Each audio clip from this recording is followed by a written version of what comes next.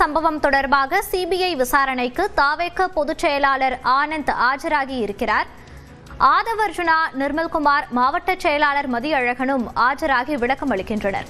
கூடுதல் விவரங்களோடு இணைகிறார் நமது செய்தியாளர் கார்த்திகேயன். விவரங்களை பதிவு பண்ணலாம்.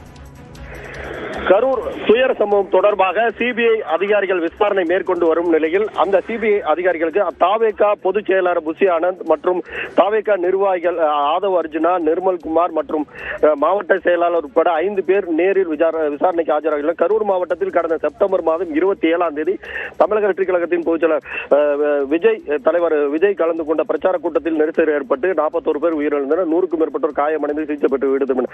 அது தொடர்பாக நீதிமன்ற உத்தரவின்படி சிபிஐ விசாரணை அதிகாரிகள் கரூரில் தற்காலிக அலுவலகமான சுற்றுலா மாளிகையில் தங்கி விசாரணை மேற்கொண்டு வரும் நிலையில் பல்வேறு கட்ட விசாரணைகளை மேற்கொண்டனர். அந்த பகுதியில் உள்ள கடைகள், வணிக நிறுவனங்கள் மற்றும் பாதுகாப்பு பணியில் இருந்த காவலர்கள் மற்றும் அந்த நிகழ்ச்சியின் போது அனைத்து மக்களையும் பாதிக்கப்பட்டுள்ள ஏற்றிச் சென்ற ஆம்புலன்ஸ் மற்றும் ஓட்டுநர்கள், உரிமையாளர்கள் மற்றும் பல்வேறு தரப்பினரிடம் காயமடைந்தவர்கள், உயிரிழந்தவர்களின் குடும்பத்தினர் என்ற பல்வேறு தரப்பினரிடம் விசாரணை மேற்கொண்ட நிலையில் தாவேகா சார்பாக ஏற்கனவே அந்த வாகனத்தின் விஜயின் வாகனத்தின் சிசிடிவி ஆதாரங்களை கொண்டு விசாரணை மேற்கொண்டனர். தற்போது அந்த தாவேகா சார்பு பொதுச் செயலாளர் ஆனந்த் மற்றும் நிர்வாகிகள் ஆதவ் அர்ஜுனா, நிர்மல்குமார், கரூர் மேற்கு மாவட்ட செயலாளர் மதியழகன் உட்பட 5 பேர் சிபிஐ விசாரணைக்கு நேரில் ஆஜராகி விளக்கம் அளிக்க வந்துள்ளனர்.